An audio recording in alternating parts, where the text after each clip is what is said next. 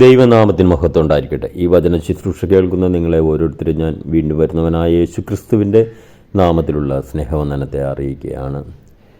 കഴിഞ്ഞ എപ്പിസോഡുകളിൽ നമ്മൾ ചിന്തിക്കുകയുണ്ടായിരുന്നു, ഒരു വ്യക്തി ഒരു ശുശ്രൂഷകനാകണമെങ്കിൽ ആ വ്യക്തിയിൽ വീണ്ടും ജനനം നടക്കേണ്ടത് ആവശ്യമാണ് എന്നുള്ളത്.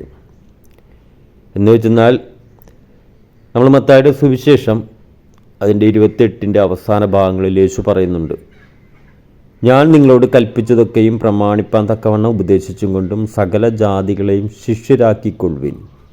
യഥാർത്ഥത്തിൽ ദൈവസഭ ശിഷ്യരെ കൊണ്ടാണ് നിറയേണ്ടത്.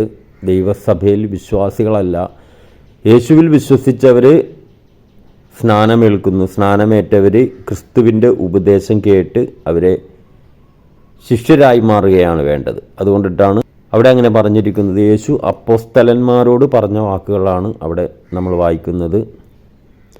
പിതാവിൻ്റെയും പുത്രൻ്റെയും പരിശുദ്ധാത്മാവിൻ്റെയും നാമത്തെ സ്നാനം കഴിപ്പിച്ചും ഞാൻ നിങ്ങളോട് കൽപ്പിച്ചതൊക്കെയും പ്രമാണിപ്പാൻ തക്കവണ്ണം ഉപദേശിച്ചും കൊണ്ടും സകല ജാതികളെയും ശിഷ്യരാക്കിക്കൊള്ളുവിൻ. അപ്പോൾ ശിഷ്യരാക്കുവാനാണ് അവിടെ പറഞ്ഞത്.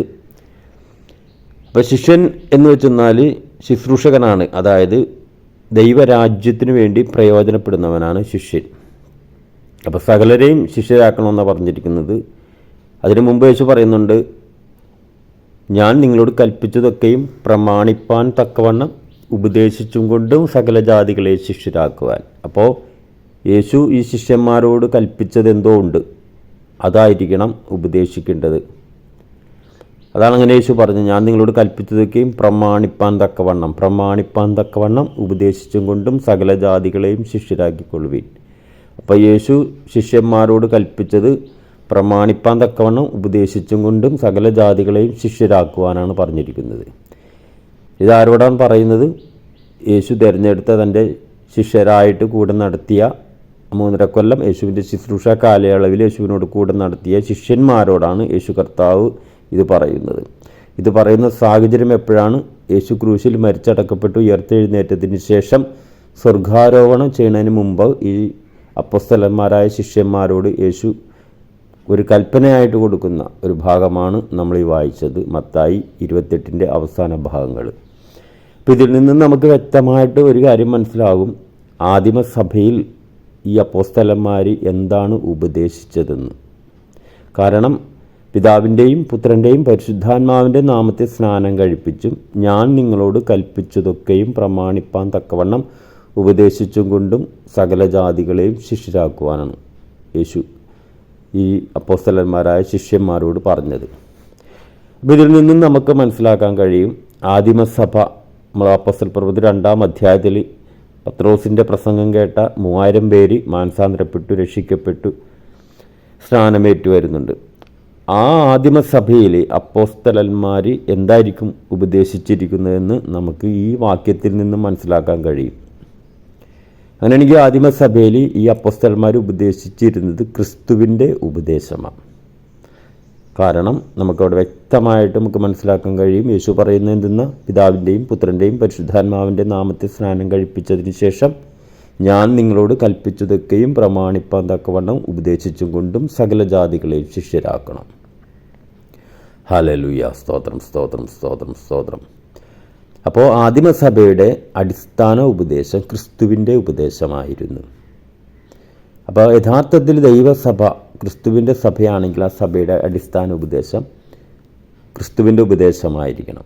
അതുകൊണ്ടിട്ടാണ് യോഹന്നാൻ 2-ാം ലേഖനത്തിൽ 1-ാം അധ്യായം 9 പറയുന്നത്, ക്രിസ്തുവിൻ്റെ ഉപദേശത്തിൽ നിലനിൽക്കാതെ അതിർ കടന്നു പോകുന്ന ഒരുവനിലും ദൈവമില്ല. ഹല്ലേലൂയ, സ്തോത്രം. നമ്മൾ ചിന്തിക്കുന്നത് എന്താണ്? ഒരു ശിഷ്യനാകുവാനായിട്ട് ഒരു വ്യക്തിക്ക് വേണ്ട യോഗ്യത എന്താണെന്നുള്ളതാണ്. അത് ക്രിസ്തുവിൻ്റെ ഉപദേശപ്രകാരം ആ വ്യക്തി മാനസാന്തരപ്പെടണം. അതായത് ഒരു വ്യക്തി മാനസാന്തരപ്പെടുന്നത് എങ്ങനെയാണ്? മാനസാന്തരപ്പെടുക എന്ന് പറഞ്ഞാൽ എങ്ങനെയാണ്?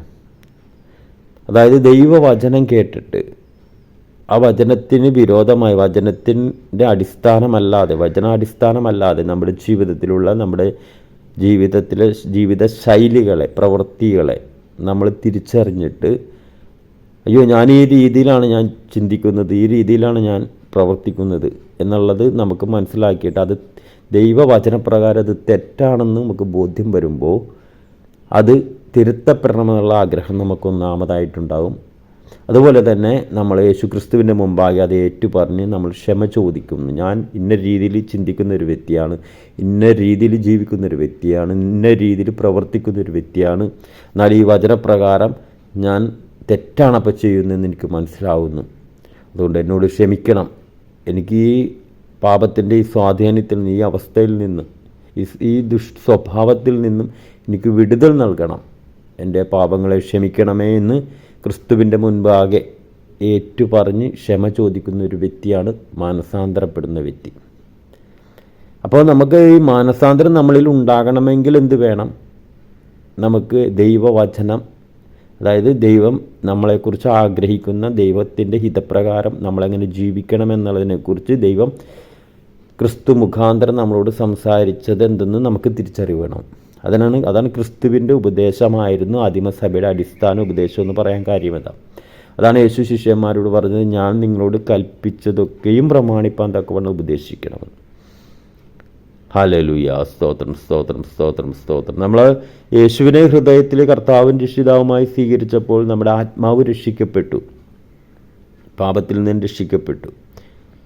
എന്നാൽ നമ്മുടെ പുറത്തെ മനുഷ്യൻ ഈ അമ്മയപ്പന്മാരിൽ നിന്നും ജഡമെടുത്ത, മണ്ണിൽ നിന്ന് രൂപം മെനഞ്ഞ അമ്മയപ്പന്മാരും ജഡമെടുത്ത് നമ്മുടെ പുറത്തെ മനുഷ്യൻ രക്ഷിക്കപ്പെട്ടിട്ടില്ല. ഈ പുറത്തെ മനുഷ്യനെ കൂടി നമ്മൾക്ക് ദൈവരാജ്യത്തിനൊത്തവണ്ണം ദൈവഹിതപ്രകാരം നമ്മൾ കൊണ്ടുവരുവാനായിട്ട് നമ്മളെ സഹായിക്കുന്നതാണ് ക്രിസ്തുവിൻ്റെ ഉപദേശം. അപ്പോൾ ഈ ശിഷ്യന്മാർ ഈ യേശുവിനോട് കൂടെ, യേശുവിൻ്റെ ശുശ്രൂഷ കാലയളവിൽ യേശു പ്രസംഗിച്ചത് എന്തെന്ന ദൈവരാജ്യം. ആ ദൈവരാജ്യത്തിൻ്റെ തത്വങ്ങളെ പ്രസംഗിച്ച് കൊണ്ടിരുന്ന ആ യേശുവിനോട് കൂടെ ഈ യേശു തിരഞ്ഞെടുത്ത ശിഷ്യന്മാരും കൂടെ നടന്നു. അത് കേട്ട് അവരുടെ കുറവുകളെ, അവരുടെ വീഴ്ചകളെയൊക്കെ തിരിച്ചറിഞ്ഞ ഈ ശിഷ്യന്മാരോടാണ് യേശു പറഞ്ഞത്, ഞാൻ നിങ്ങളോട് കൽപ്പിച്ചതൊക്കെയും പ്രമാണിപ്പാൻ തക്കവണ്ണം ഉപദേശിച്ചും കൊണ്ടും സകല ജാതികളെയും ശിഷ്യരാക്കണമെന്ന് യേശു പറയുന്നത്. ഹല്ലേലൂയ, സ്തോത്രം. അപ്പോൾ യേശു ഉപദേശിച്ച ഉപദേശമായിരിക്കണം സഭയുടെ അടിസ്ഥാന ഉപദേശം. ആദിമസഭയിൽ അപ്പോസ്തലന്മാർ ആ സഭയ്ക്ക് കൊടുത്ത ഉപദേശം ക്രിസ്തു എന്ത് ഉപദേശിച്ചോ ആ ഉപദേശമാണ്. അപ്പോൾ ആ ഉപദേശം എന്താണ് നമ്മുടെ ജീവിതത്തിൽ വരുത്തുന്ന മാറ്റം? നമ്മളെ പുറത്തെ മനുഷ്യനിലുള്ള, നമ്മുടെ ജഡിക മനുഷ്യനിലുള്ള നമ്മുടെ ചിന്തകളിൽ, നമ്മുടെ വാക്കുകളിൽ, നമ്മുടെ പ്രവൃത്തികളിൽ, നമ്മുടെ ഉപേക്ഷയാലൊക്കെ നമ്മുടെ ജീവിതത്തിലുള്ള കുറവുകളെ, വീഴ്ചകളെ നമുക്ക് വെളിപ്പെടുത്തി തരുന്നതായിരുന്നു ക്രിസ്തുവിൻ്റെ ഉപദേശം. ആ ഉപദേശം കേട്ട് നമ്മൾ മാനസാന്തരപ്പെടുമ്പോൾ, ഇന്ന കുറവുകൾ എനിക്കുണ്ട്, വീഴ്ചകൾ എനിക്കുണ്ട് എന്നീ വചനം കേട്ട് നമ്മളെ തന്നെ തിരിച്ചറിഞ്ഞ് നമ്മളവിടെ തിരുത്തപ്പെടാൻ നമ്മൾ സമർപ്പിക്കപ്പെടുമ്പോൾ, മാനസാന്തരപ്പെടുമ്പോൾ എന്താ സംഭവിക്കുക? നമ്മൾ ഏറ്റുപറയുന്നത് ആരോ, ഇങ്ങനെ കുറവുകളുണ്ട്, വീഴ്ചകളുണ്ടെന്ന് യേശുവിൻ്റെ മുൻപാകെ ഏറ്റുപറഞ്ഞ് നമ്മൾ മാനസാന്തരപ്പെടുമ്പോൾ ആ പാപ സ്വഭാവത്തിൽ നിന്നും നമുക്ക് പാപക്ഷമ കിട്ടുകയും പാപത്തെ ജയിക്കുവാൻ പരിശുദ്ധാത്മാവിനാൽ യേശു ക്രിസ്തു മുഖാന്തരം നമ്മുടെ മേൽ ദൈവകൃപ വ്യാപരിക്കും. അങ്ങനെ നമ്മൾ നാൾക്കുനാൾ നമ്മുടെ പുറത്തെ മനുഷ്യൻ പുതുക്കം പ്രാപിക്കുന്നതിനനുസരിച്ച് പരിശുദ്ധാത്മാവ് നമ്മുടെ പുറത്തെ മനുഷ്യനെയും കൂടി നിയന്ത്രിക്കാൻ വരും. പരിശുദ്ധാത്മാവ് നമ്മുടെ പുറത്തെ മനുഷ്യനെയും കൂടി നിയന്ത്രിക്കാൻ തുടങ്ങും. അതുകൊണ്ടിട്ടാണ് യേശു പറഞ്ഞത്, പഴയ തുരുത്തിയിൽ പുതിയ വീഞ്ഞ് നിറക്കത്തില്ല. തുരുത്തി ഏതാ? നമ്മുടെ പുറത്തെ മനുഷ്യനാണ്. പഴയ തുണിക്കണ്ടത്തിൽ പുതിയത് തുന്നിച്ചേർക്കത്തില്ല. ചേർത്തെന്നാൽ അത് ചീന്തിപ്പോവും, തുരുത്തി പൊട്ടിപ്പോവും, ഉടഞ്ഞു പോകും എന്നവിടെ യേശു പറയുന്നുണ്ട്. അപ്പോൾ തുരുത്തി ഏതാ? നമ്മുടെ പുറത്തെ മനുഷ്യനാണ്.